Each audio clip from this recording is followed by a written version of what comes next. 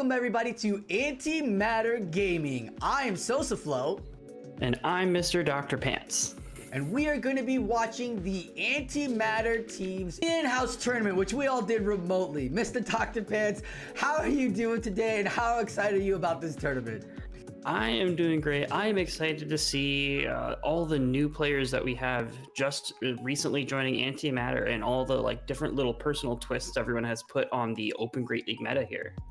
Yeah. When we signed on to Antimatter through Flash, it was really awesome because you got names like Vroom Vroom Pow, Mr. Doctor, yourself with the Specialist Cup. You know me, I love players who bring spice. Trainer Rem, who's known for the Lucario. So there are a ton of great battlers with different play styles that I personally love. So the merge here, the play style of Pokemon that showed up in this tournament, I was sitting there too and I was like, do I play like I want to win, or do I play with all of the spice and just get, how do I introduce myself? It was really hard. How did you introduce yourself in this tournament? I ended up going with a mostly meta team, I will say. Spoiler alert, mostly meta, but I did have to bring the Pelipper instead of the classic Gligar in that flyer spot. So a tiny little switch up, but fairly meta team for now, yeah. If we just all watched Gindad's Pelipper getting polished out to the final, so Pelipper now with everything that's happening could be great, especially with that Gligar swap out. So that's that's kind of spice, but I mean, come on, it's getting people to the top two and play Pokemon Worlds regionals. So that's a great pick. I went meta too. I was like, I have a real spice team I wanted to play, but I was like, I kind of want to introduce myself to the team and say, hey, I'm a battler. I'm here to play. So really excited to be a part of the team. I'm grateful that we did this tournament, that we have the TOs that are hosting it and everybody signed up. Now we're going to take a look at the first matchup of the 6'4 Ninja versus DrRoastBeef. Now when Mr. Dr. Pants, we were talking about introducing ourselves. These two battlers definitely were like, we're going to introduce ourselves properly. And they brought the spice. Oh yeah, so on DrRoastBeef's side, we have a pretty classic, the Medicham with the Lickitung pairing. We have the Alolan Sandslash and the Lantern that have both been ever so prominent in the meta. Sableye in that spot that usually goes to Umbreon nowadays, but bringing up the Sableye does a little better against the Medicham. But then, of course, can't forget Lurantis. Oh, Lurantis is coming in huge. Like you said, Sableye and Umbreon have been bouncing back and forth, so Darks are around. So that Fury Cutter doing great. It's got access to Superpower and Leaf Blade now for those Water-type Pokemon, and trust me, those Mud Boys are coming.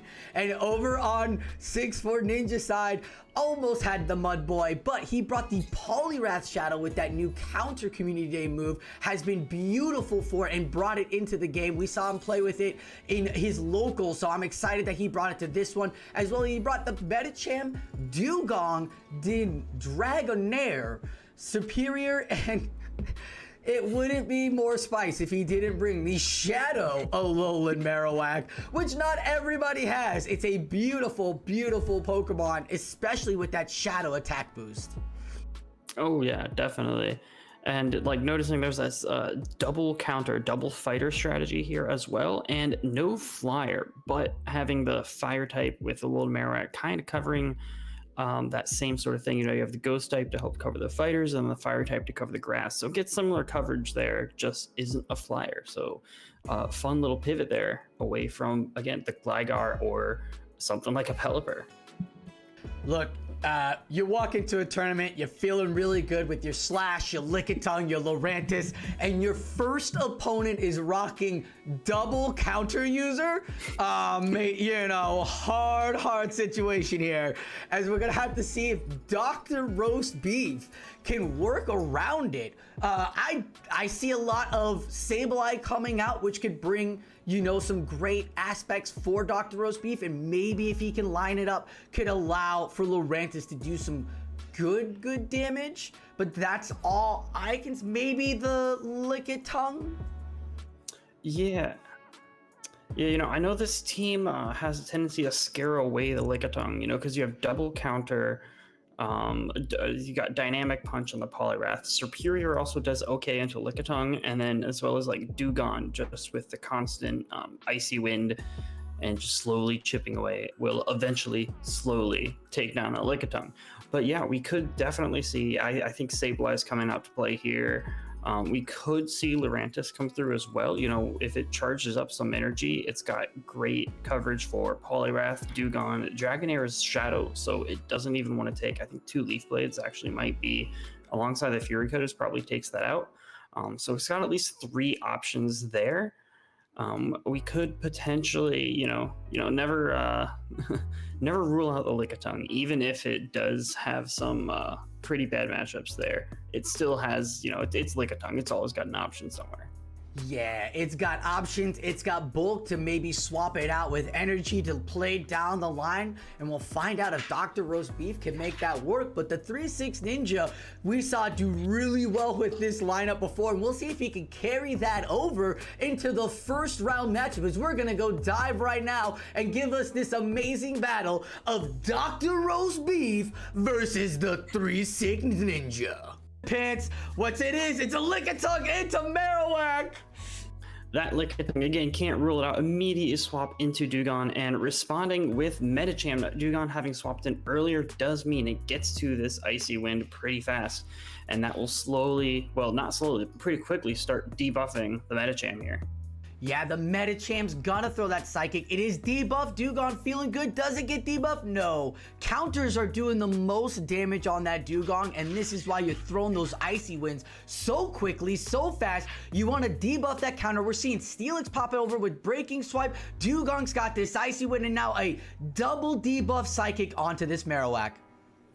Yeah, double debuff. It is Shadow, so it still hits for some damage, but you see over here we're getting already tapping to get the Poliwrath to come in. Double counter versus that Lickitung, but the Sableye has an immediate answer. However, this Poliwrath, it's still going to do some damage.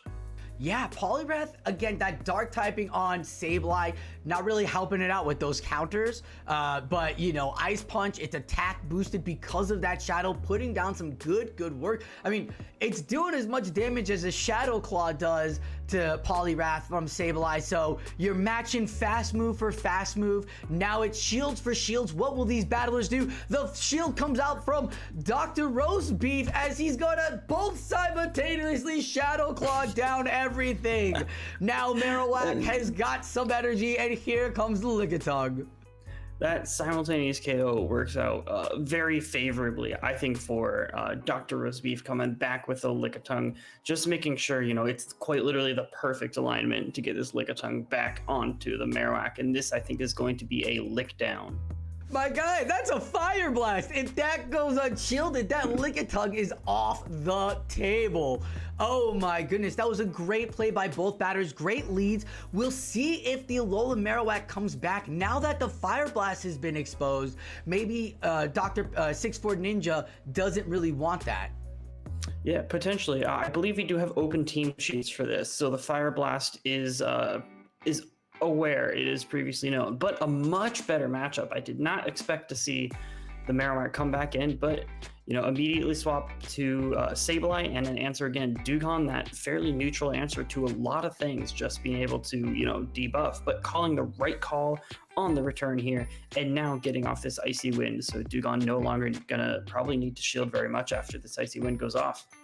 Yeah, that's a great return call by his opponent. He cannot get to that second return, so gotta throw the foul play. It is debuffed, and this Dewgong, again, laying thick and debuffing away, now has tons of energy and waiting for the next Pokemon. We saw the Lurantis, and now it's gotta stay in the back, which exposes the third Lickitung. This is great, as another Icy Wind will debuff this Lickitung, and now another Icy Wind will debuff this next Lickitung. Will RoastBeef call it? Yes, he will. No shield on the Icy Wind, great call there, and all that debuff now is gone.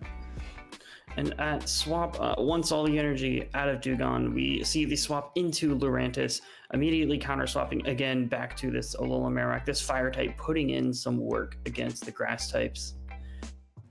Are you a fire spin or a Hex Alola Marowak, Dr. Pants? I will say back in the Sylph days, but oh wait, hold up. This is a bait. He didn't even get all the way to Fire Spin. He's just gonna throw the Shadow Bone. And that does, I mean, enough damage for not very effective, you know. It still leaves that Lickitung at just a tiny little sliver there. 2 shields, doesn't matter, takes 2 counters, and that Lickitung is gone. He needed 3 power whips to take out that Poliwrath, and it wasn't happening.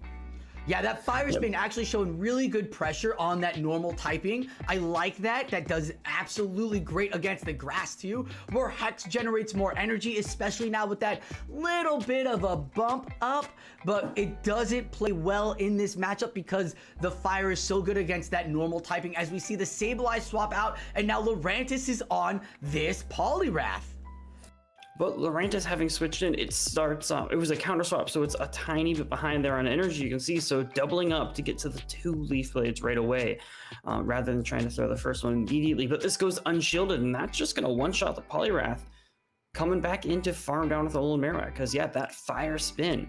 Leaf Blade, I always say this, but Leaf Blade does way more damage than you think it should, and I think showing that here. Oh my god, I'm like, that's a quarter of your health, fire Pokemon! That thing's almost dead. One more and that would do it. Oh man, as the Sableye now comes out, and it's gonna be the Shadow Bone taking more than half health and procs that debuff. Shadow Bone, that special move that was given to Marowak back in 2019, as a foul play goes off, and now the Medicham is here for this Superior. Now, Superior plays become really interesting around Medichams lately, as you see a Frenzy Plant take about half that health. Yeah, this matchup is fairly common. You can see, you know, sometimes people, depending on the matchup, need to use Medicham as their counter for the Superior with those Ice Punches, and vice versa because of this Aerial Ace. I'm a little surprised that we did see the Frenzy Plant first, as it is more energy, but Superior is still able to get to that second Aerial Ace there just in time. That was a CMP as both battlers tap for their charge moves, and the 6'4 Ninja is gonna get one back. Great job by his Superior and way to adjust.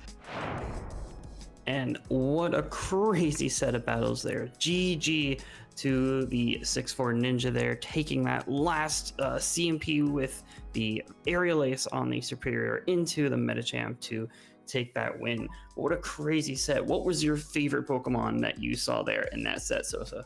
Ooh, my favorite Pokemon, obviously Fire Ghost, Alolan Marowak. It came to everything and it showed up. It did have a hard time in the first matchup against the alignment with the Lickitung, but for games 2 and 3 brought it back, caught the Lurantis lead game 2, then again in game 3, a little ABB play there with a Ghost Fighter, but it completely worked, as you saw just that Fire Spin generating more and more energy, and then with the Fire Blast, putting that pressure down on the Superior, on the Sandslash, and the Lurantis pretty much benched it, and Lickitung didn't really feel safe to be a part of it. So I really like the Alolan Marowak and the bench pressure and the way 6'4 Ninja played it. How about yourself?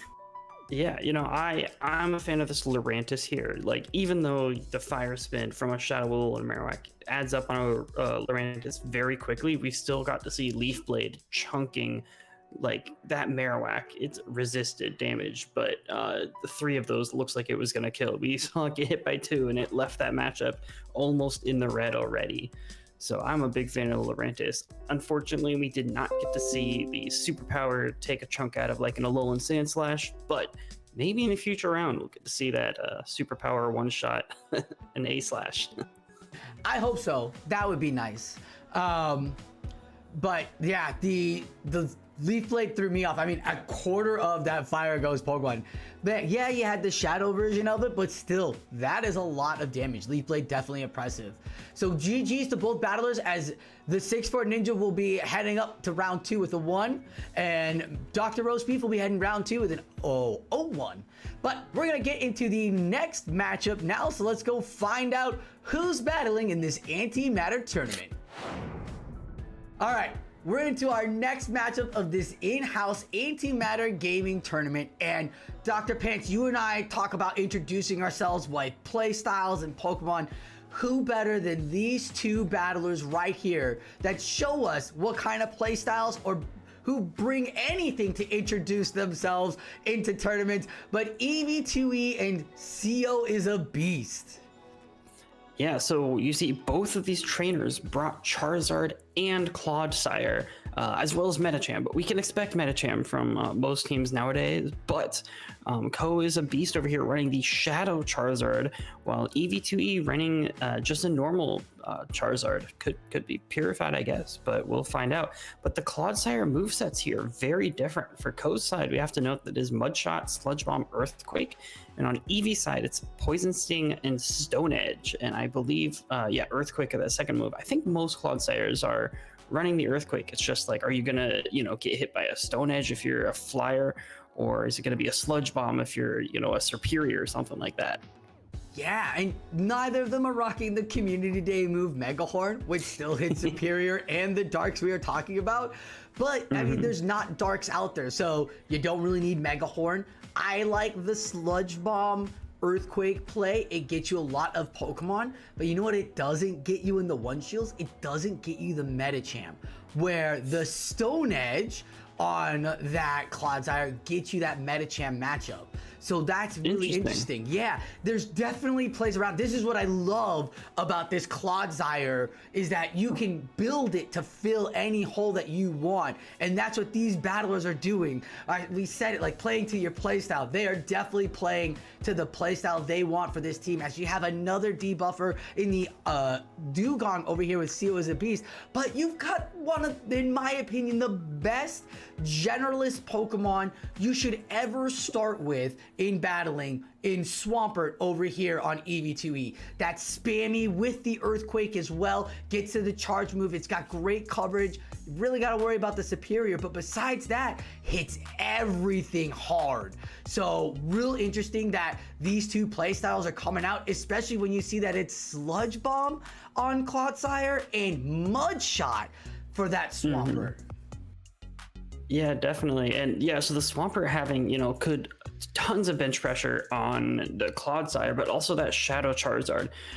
Blast Burn does hurt even a Mudboy. I learned from experience that I should be throwing Blast Burn at Mudboys once, and may or may not have lost the tournament back in the, what are they called? The grassroots days, because I was too afraid to throw the Blast Burn.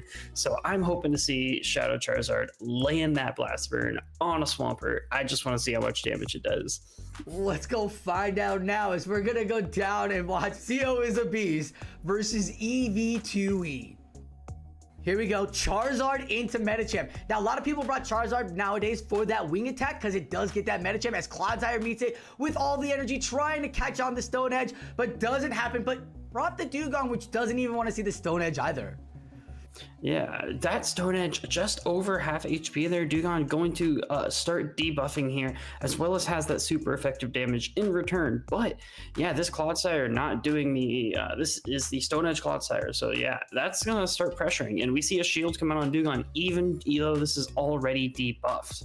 Yeah, like you already saw how much a regular Stone Edge did to that Dugong, half the health. Clearly enough less than half the health. That Stone Edge could do more, even though it was debuffed once. But the Clodsire goes down, and now the Medicham is gonna have to deal with this debuffing Dugong.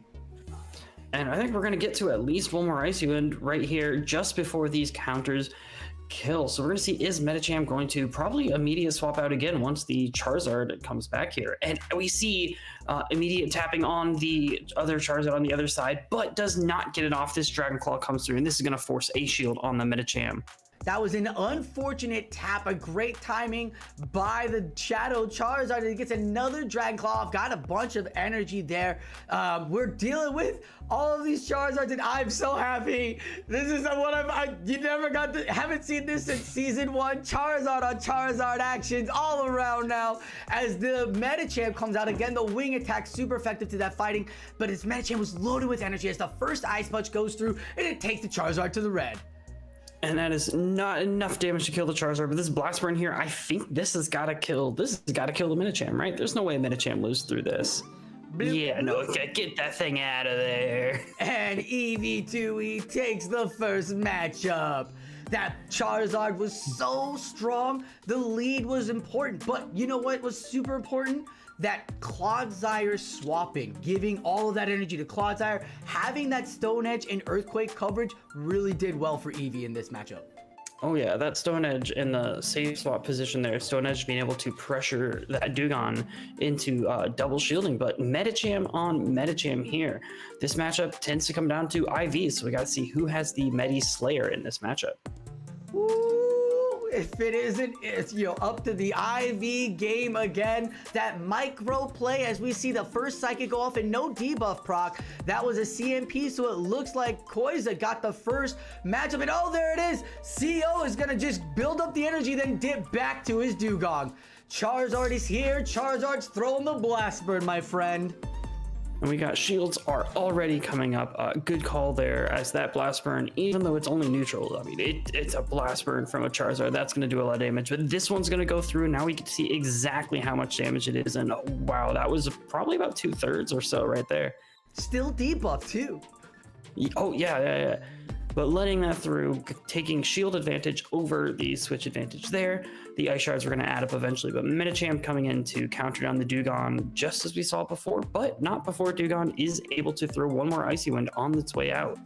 Yeah, that Icy Wind snuck through and got the debuff. The counter took it out, and Clodsire with 2 shields against this Charizard.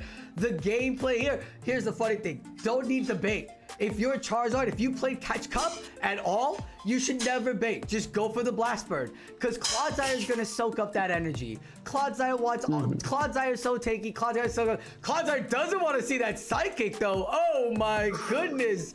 As the Stone Edge is now going to go off, as Psychic took a lot of that thick 240 health of that Clodsire. Oh yeah, but I believe right before the Charizard is able to get to that last Dragon Claw there, the Stone Edge comes through, and that's a Charizard. Charizard, if there's one thing it does not want to see, it is a Rock-type move. That's a 2-0 to Eevee, but you got to play game 3 to see where everybody lands. So we're going to see how it plays out. Again, great call having Stone Edge on the Clodsire, covering that Dewgong and that Charizard so well. Clodsire really making a name for himself. Oh yeah. Could we perchance see a grass type coming out here? But no, and we see an Arctibax come out. Arctibax versus Charizard, and there is a Lickitung running power up, so we do have a grass type there to answer that Clodsire, but starting to just unleash the Dragon Claws. And a switch into Charizard does not want to stand with the Arctibax, so we have Charizard on Charizard now. More Dragon Claws coming out. There's a shield there on Eevee's side, and Lickitung comes to answer.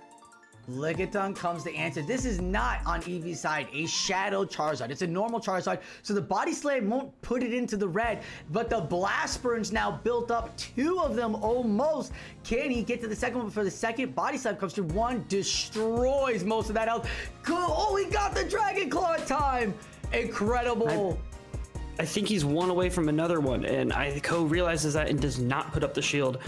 But we have 2 Charizards, both at Dragon Claw range here. He goes for the farm down instead, saving all of this energy. He's going to come out of this matchup with a lot of energy to throw. Almost 2 Dragon Claws. It's going to start pressuring those shields. And you see, I believe that's the last shield going down. With Arctibax there on the side of Eevee, but there's 0 shields on both sides, and we see Ko's Clodsire come in as well. This is the Sludge Bomb one, and it's not gonna like this Avalanche. That Arctibax Avalanche is gonna do more than half health if you did the Catch Cup. If you saw what a Sludge Bomb does, nothing. That's why they had Stone Edge as the Dragon Breath takes it down, and look at that. Eevee2E not only got that extra Dragon Claw off to get it on the Charizard in the back, had the Clodsire waiting, didn't even need it.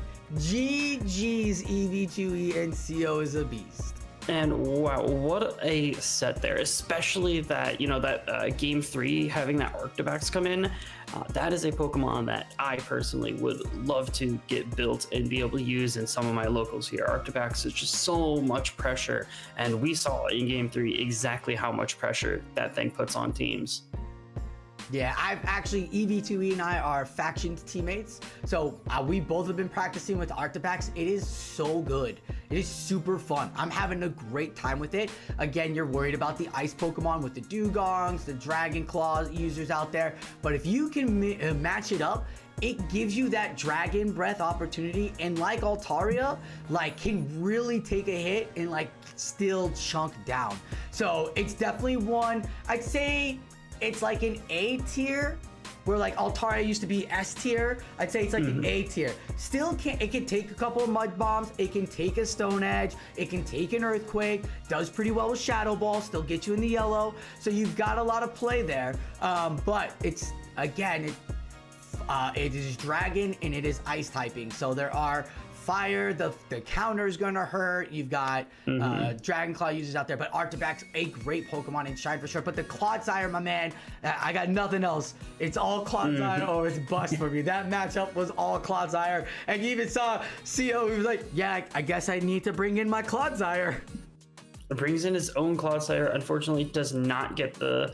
I was hoping that we were going to see, and I think this was Ko's plan, the last one, is his win condition was to farm down the Arctivax with his Mudshot Clodsire and then be able to Earthquake the opposing Quadsire when it comes in. Unfortunately, we didn't get to see how much damage that would do. I don't think it would KO, but I do think it would do quite a bit. You know, super effective, big hitting move, lots of energy.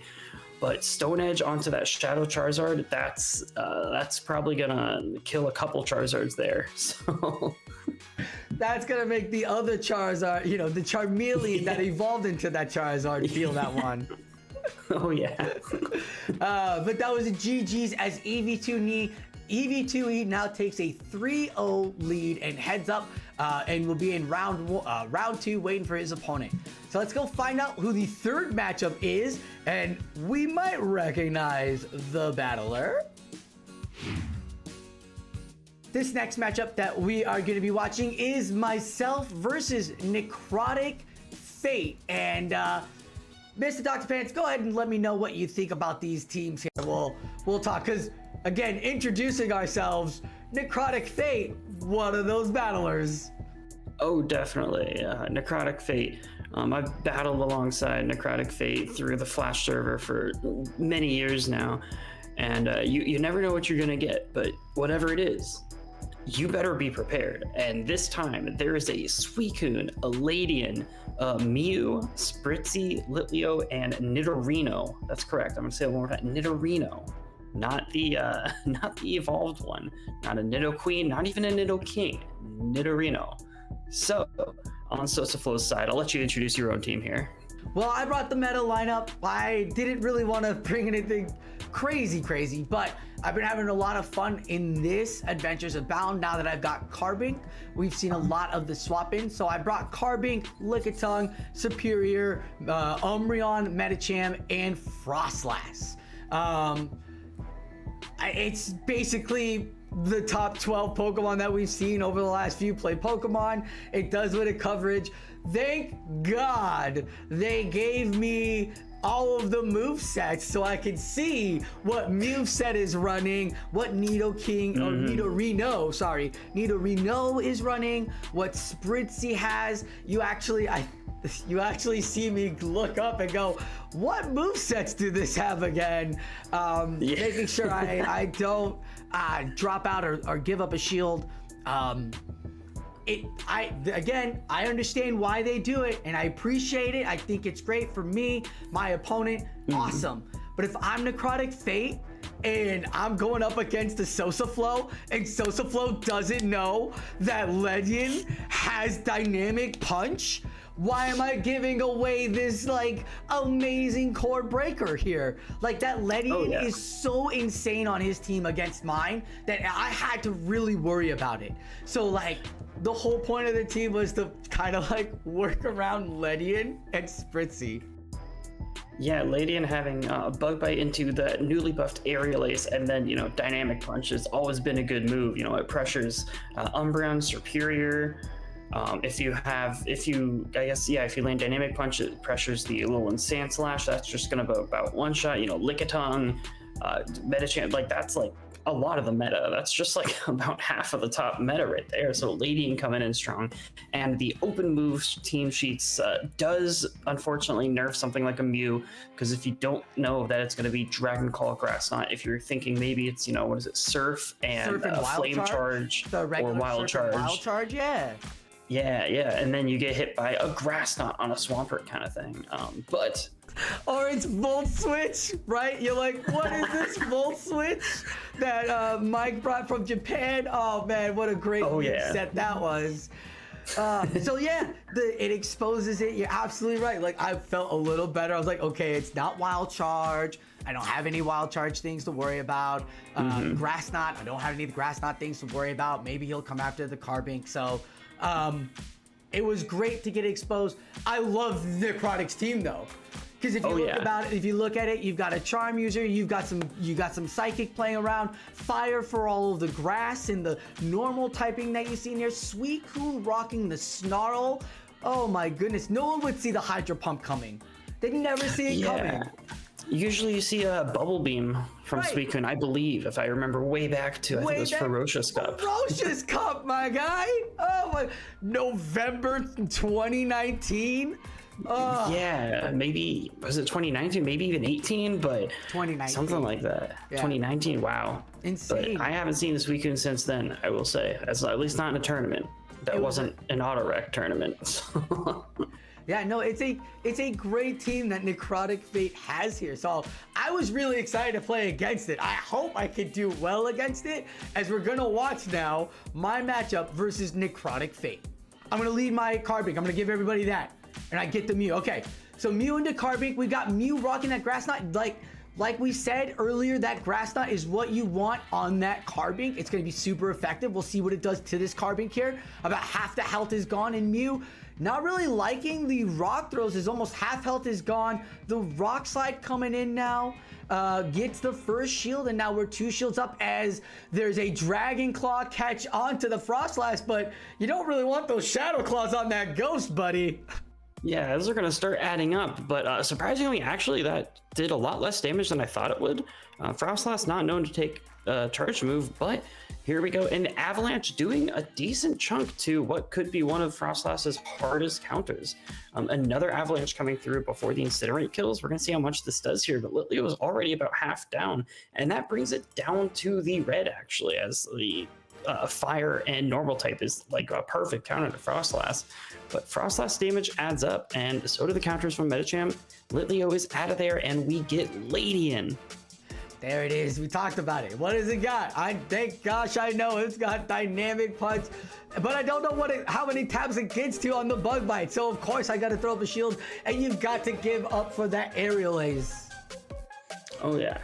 I mean, sometimes you just got to preserve the HP at a certain point, and these rock throws are going to be able to add up. Having that extra HP left over does force Mew to throw its energy here, and slowly but surely chipping away with those rock throws.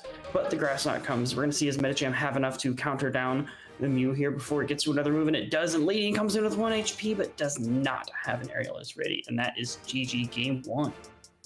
Yeah, Carbink taking that damage. To be honest, what is happening? Putting in Frostlass onto that Shadow Claw user, the Mew, like, it was a great catch, but not the best. Drew out the Litleo though, and then was able to bring out the Medicham to farm that up, which was great by his opponent. We'll have to find out if Ledian will be used again. No, it's Spritzy on Lickitung. Hold the phone, Dr. Pants. That little baby's putting in the charm and work. Yeah, I can't say that I've ever seen this matchup play out before. I feel like Lickitung just kind of ends up slowly winning, as it does on most things, but you know, charm adds up, so we'll see. Do you know the movesets on Spritzy? Disarming Voice, Thunderbolt. Yeah, what is it? A Draining Kiss, I think is this one. Is that this one? Yeah. Draining Kiss, like there's so much on that Spritzy. It's a great Pokemon, especially when you evolve it to Almartis, because it's got that Thunderbolt action against Flyers. As the Body Slam takes the Nidorino to about half health after the licks come through, and 1 more Body Slam's coming out. Man, Lickitung really putting in the work here, getting a shield down, as well as about 1.5 Pokemon here, but Superior coming in does have to watch out on those poison type moves. I believe it was Sludge Bomb. Is going to start adding up, and wow, that does a lot of damage. Actually, that almost one shot. We're going to get the shield and a farm down here from the side of the Nidorino. right? It's almost a 100% shielded farm down. As trying to make a catch, maybe thinking he did it right. No, it's the dig that does get shielded perfect. And here comes the Snarl user Suicune. We were worried about it. The Hydro Pump. Let's find out what Carbine can take on this Suicune. That take is, I kind of thought it would do a little bit more.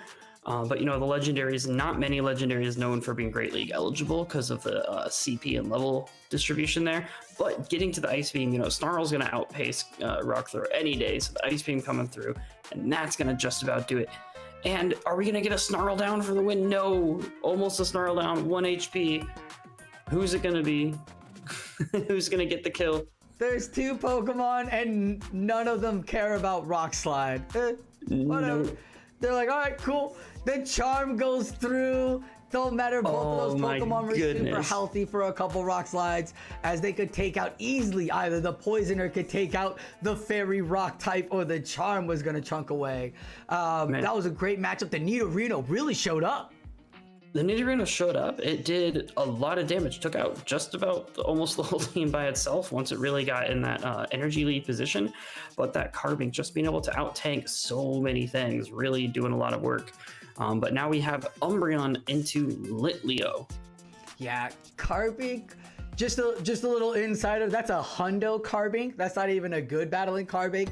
That's a Hundo Carbine. Found out from the trainer there. As we get the Flame Charge going off now, we get the Last Resort popping off. Takes the Litleo to a half health once the last Snarl comes through, and it looks like another Foul Play is going in. Now these Incinerates and was given to the Litleo in a couple of updates ago, but it really didn't bring Litleo to the forefront. Ember, I feel, still a better move, but it generates energy because Incinerate does what Incinerate does.